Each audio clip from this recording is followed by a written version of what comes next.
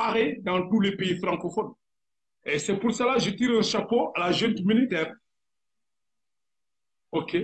qui ont commencé à tirer des relations, tisser des relations avec les Russes, tisser des relations avec les Américains. C'est comme ça. Voilà, maintenant, ils commencent à voir clair. Parce que même les djihadistes qui sont dans les frontières sont en train d'être massacrés par l'armée malienne. Ce qui veut dire ces djihadistes ont été installés par l'armée française. C'est les Français qui ont amené ces terroristes-là au Mali. C'est les Français qui protégeaient ces terroristes au Mali pour enfin piller la richesse, l'or malien. Mais aujourd'hui, avec la coopération russe, aujourd'hui, les Maliens commencent à voir plus clair parce que la logistique russe commence à aider l'armée malienne pour identifier les bases de ces rebelles-là et ils sont en train de démanteler à 100% et que merci pour la coopération russe. Et que le Sénégal devrait prendre un exemple. On ne peut pas continuer toujours à aller avec ces Français. Oui. 200 et quelques entreprises françaises installées au Sénégal. Mais c'est Macky Sall qui l'a dit. Et combien d'entreprises sénégalaises qui émergent au Sénégal? Rien, absolu. Absolument, il n'y a rien. Amul dara li fa nekk. Lépp nasaraan bi moo ko moom. Donc Sénégalais yi war nañu mën a yow ñu xoolaat suñu tànn. Je vous en prie les Sénégalais. Parce que mënuñu continuer di naan dëkk bi dafa ndóol bu élection jotee ñu def ay tànneef yu bon. Pas possible. Ñun ñoo war a xool Sénégalais ñoo war a xool ay yan xeetu nit ay yan xeetu dirigeant la ñu war a teg tànn ci bopp réew mi fii ñi nga xam ne ñooñu buñ leen tegee ci bopp réew mi duñuy sàcc alal réew mi danañu jubanti justice bi pour ñëpp la fi nekkal amul baadoolo bi amul borom alal bi bu boobaa di nga xam ne dootuñu nangoote benn suuf béykat yoon mooy dox ci dëkk bi te fii actuellement bu ñuy wax te yàlla tax leader politique bi nga xam ne moom moo fi tax ñu bëri dellu soit ci langue politique bi ñi nga xam ne dañoo dumóoyu woon découragé gedd politique dellu soit leader boobu bi fi nekk mooy kan mooy Ousmane Sonko dañu waxante dëgg quoi amul lenn liñ ko mën a tuumal kon moom war nañ ko mën a tànn ci élection présidentielle yi ñëw nii waaye ñi xool ñi ànd ak moom ñi nga xam ne tamit ay sénégalais yoo xam ne tamit am nañu jikko bokk nañu gis-gis ak moom seen loxo set na comme loxo Ousmane ñu tab leen ci gox-goxaan yi tab leen ci députation bi rénover assemblée nationale carrément dugal fa ay qualité ay député qualité yoo xam ne jàng nañu ñu bañ a jël ay géwél di leen dugal assemblée nationale parce que mënoo jël koo xam ne jàngul i jàngul a mënul def proposition de loi mënul défendre loi nga jël dugal ko assemblée nationale mais kooku lan la fay nekkee fecc ak taasu la fa nekkee projet bu ñëw rek mu voté ko quoi hein projet bu ñëw mu voté ko quoi donc il faut que yooyu yëpp dañ ko war a xoolaat il faut ñu segg ko il faut ñu segg yan xeetu nit ñoo war a nekk assemblée nationale nañ fa teg ay patriotes ñi nga xam ne amuñu complexe ci tubaab bi ñi nga xam ne amuñu complexe pour wax président de la république sa projet bi baaxul ñi nga xam ne amuñu complexe pour ne ministre bi magu yi ngeen def ni na ngeen ko bàyyi fii kenn du fi lubal alal bi ñi nga xam ne mën nañu jàkkaarloo taxawu sénégalais ak réew mi mais bu ñu fi teg ay député wala ay maires yoo xam ne c'est des maires escrocs des gens corrompus di jaay suuf si di sàcc alal réew mi ok di jël fen di ko def dëgg jël dëgg bu ko def fen soxla ñu façon nit ñooñu il faut que le monde avance il faut que le pays bouge moo tax sénégalais yi peuple sénégalais askanu Sénégal problème bi mooy lan mooy tànneef bi ñun ñi tànn nit doo ko teg ci bopp réew parce que sa mbokk la wala kenn teg nga xam ne amul benn compétence amul benn fulla amul benn fayda amul benn jom gëmul boppam gëmul réew mi nga jël teg ko ci bopp réew mi mu teg groupe boo xam ne club la c'est une organisation des caïmans prêts alignés pour le détournement nga teg leen foofu ñuy piller réew mi tous ces milliards volés là détournés là mais bu ñu ko investir au Sénégal Sénégal dépassé na fi combien de milliards lañu dugal ci mbënd mais sénégalais yaa ngi ci biir ndox mi mais sénégalais on dirait ñoom du ñuy xalaat il réfléchit pas le peuple sénégalais yow ak bu nekk yaa ngi dund ci coono bu élection jotee ñu jox la saaku ceeb jox la junni yeb la ci biir carte nga jaay sa carte d'identité nga joxe sa carte électeur ngir saaku ceeb bi ak junni boo waxee wallahi Marème Sall moo fi ñëw mais qui est Marème Sall Marème Sall moo gën sa intérêt yow sa avenir doom hein mais il faut yàlla daf leen jox xel pour ñi ngeen di xalaat waaw yaa awa je t'invite là ok waaw vas-y hein, moi je t'invite là je sais pas si tu voilà yàlla dafa ñu jox xel pour ñi xalaat c'est pas possible léegi même bàyyi may sa dañuy xalaat bàyyi ma xar dafay xalaat xar mi nga xam ne yow tabaski bu jotee nga yeew ko tëral ko jël paaka rendi ko xar moomu day xalaat parce que xar mi dina dem bés yàgg mu yëg ni dafa xiif mu taxaw gestu wut lu muy lekk avancé boo ko joxul boo ko takkee mu yuuxu parce que xel mi moo yëg ni dafa xiif astama doomu aadama nit luy ji njaag mooy ñi sénégalais yi tànneef bu bon bi ngeen di tànn fekk ay leaders yoo xam ne amuñu vision amuñu programme de société bi nga xam ne war na mën a sukkal réew mi te ngeen jël teg leen ci bopp réew mi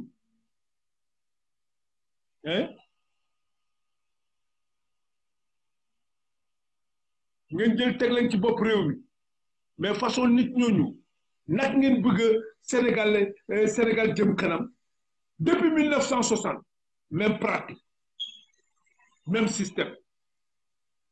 ay kuréel ay nit ñooy jóg samp seen kuréel tuddee ko parti politique woddoo seen làmmiñ sol seen dale wër Sénégal kër gu nekk ñu fëgg fa région bu nekk ñu dem daje fa di dikk askan lu ñu mënul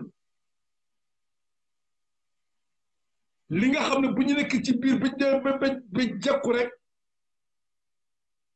amuñu kersa amuñu fulla ragaluñu yàlla rusuñu yàlla ragaluñu seen bàmmeel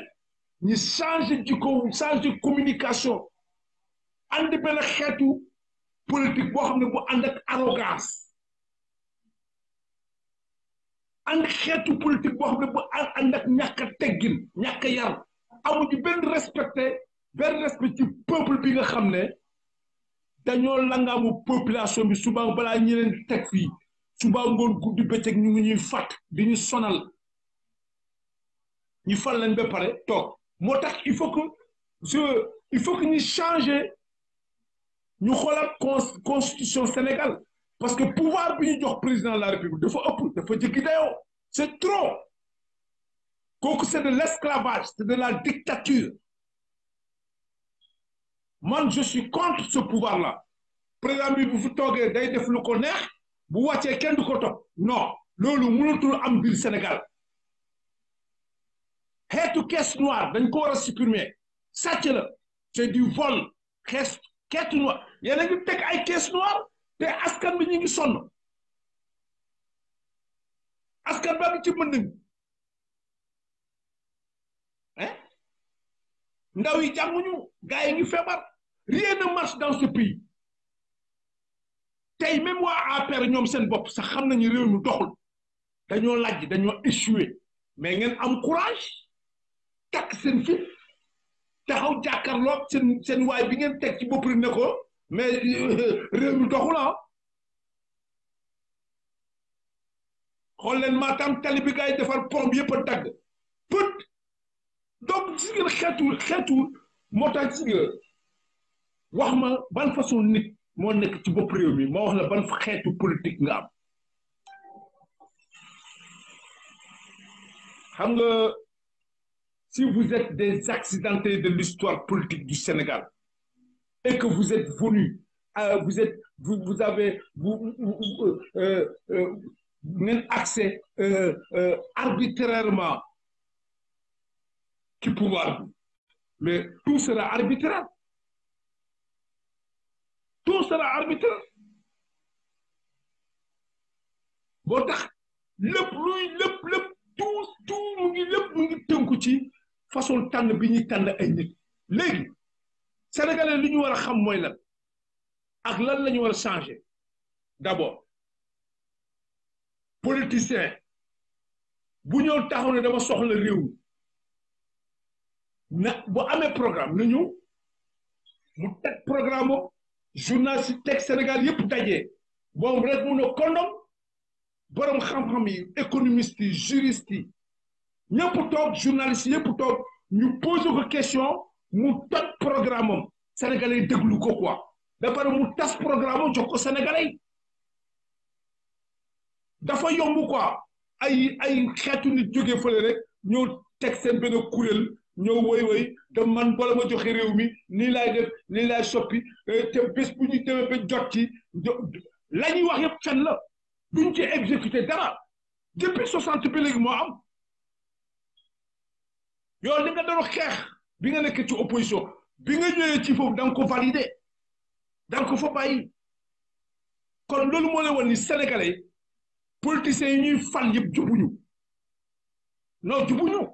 nañu waxante dëgg jubuñu bëgguñu Sénégal gëmuñu Sénégal seen intérêt ñoom naka la ñuy def ñoom yaa ngi dëgg ba seen njaboot yi baax seen poste passeport seen poste yi dund seen compte yi dund dégg nga man te tourné alal Sénégal yi dem yóbbu ko dans des paradis fiscaux là teg ko fa te ñoom bu ñu dee xaalis bi dañuy perte parce que dafay toog foofu tubaab bi duñu ko delloo si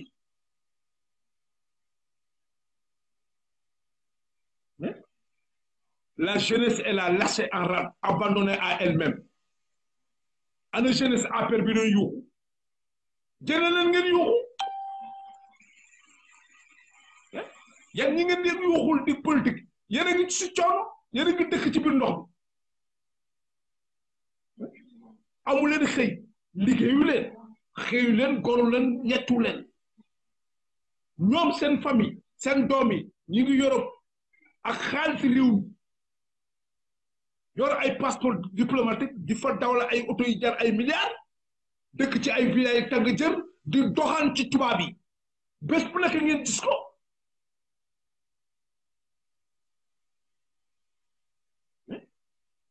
yéen sénégalais yéen a ngi fi jeunesse étudiants yi balaa ñu jot seen bourse il faut que am ay bakkan yu rot léegi même gendarmerie suñu armée bi sax dafa doy waar léegi kon sénégalais war nañu xoolaat suñu bopp bu fekkee li ñuy woote dafa mu ngi dëgg la Sénégal la ñu bëgg ñoo dañu war a soppi suñu doxalin dafa jot ñu soppi suñu doxalin il faut que sénégalais yëpp jóg ci élection yi ñëw nii ñuy exiger Macky Sall respecter calendrier électoral bi amul tëbal kenn di fi pousser benn élection bu kenn nangu ñu pousse ay élection na jënnee carte d'identité sénégalais yi jënnee fichier électoral bi jox ko sénégalais yi ñu samp kuréel bu neutre Aly Ngouille Ndiaye dootul organiser élection yi parce que ñoom ñëpp c'est des magouilleurs mënuñu organiser ay samp seen bureau fictif tu vois et puis je profite de l'occasion pour ñu delloo kéwél yi parce que fàtte wuñu quoi ils n'ont qu'à rendre les élix là ak kéwél yi ñuy jël ci parc national dañ ko delloo avec le ministre de l'environnement Amadou Sall na delloo kéwél yi débat boobu kenn du ko fàtte quoi ils n'ont qu'à rendre les animaux qu'ils ont pris pour leur parc privé nañ ko delloo quoi bu ñu foog ne nañ ko fàtte loolu mënuñu ko fàtte parce que c'est un bien qui appartient au peuple sénégalais ñoom dañ ko sàcc nañu delloo am Mamadou Sall na delloo kéwél yi Aly Ngouille Ndiaye na ko delloo parce que déggatuma ci organisation yi wax ci quoi ils n'ont qu'à le rendre parce que c'est pas un bien qui leur appartient quoi bon organisation société civile bi dégguñu leen ñoom Birane mais wax leen ci fichier bi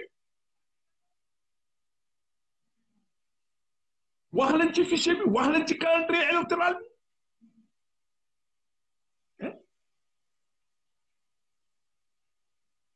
wax leen ci carte d'identité sénégalais yi loolu mooy dëgg tey loolu mooy xeex bi une partie de l'opposition boo xam ne mu ngi leen tekk tekkaral ni mooy ñooñu ñoom c'est des dealers loolu moom leer na quoi moo tax ñi ànd ak Idrissa Seck mu leen fi raxas Idrissa Seck mu set parce que xam nañu jikkoom xam nañu taxawaayam gis nañ ko ba c'est pas un patriote il n'est pas un patriote c'est un assoiffé de pouvoir il a la boulimie du pouvoir pouvoir lu mu ko jaral xam nga jaral na ko lu ne jaral na ko même jënd sa nekk jënd diine l'islam bàyyi ko ngir uniquement pour wut diine pouvoir ban pouvoir pour jiite présidence de la République il est en train de comploter moom ak yeneen opposants di comploter ci sur le dos des Sénégalais di teg ay deal ak Macky Sall ouais parce que stratégie bi mooy lan la pour mu wutu Macky Sall bu Macky Sall demee kenn du ko topp quoi Sénégalais duñu topp Macky Sall pour récupérer suñu xalal duñu leen topp ñoom ñeneen ñi quoi bu ko defee moom loolu mooy deal bi moom Idrissa Seck mu toog fii quoi il faut que Sénégalais ñi yeewu quoi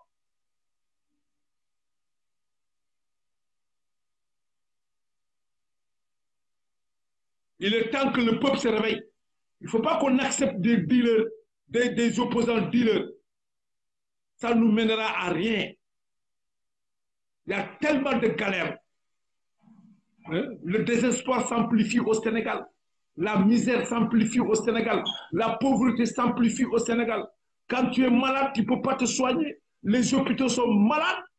les équipements des hôpitaux sont malades les médecins sont malades tout est malade au Sénégal avec une mauvaise politique.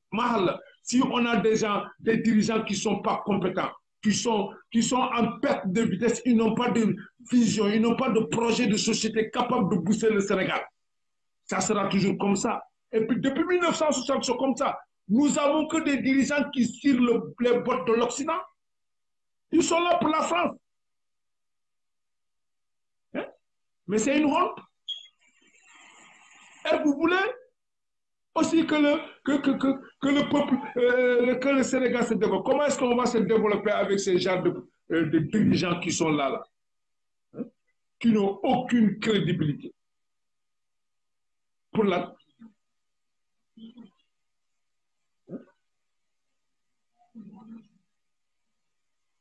Pourquoi? Di teg ay deal ak ay tubaab. Nous avons un pouvoir qui a démissionné,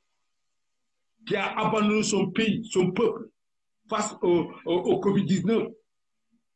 Il y a une stratégie là, quoi. Après avoir confiné la population, ils abandonnent. Comme ça, le peuple. Pourquoi faire?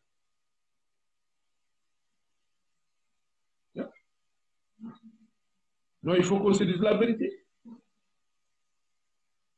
Tous les secteurs au Sénégal sont rouges.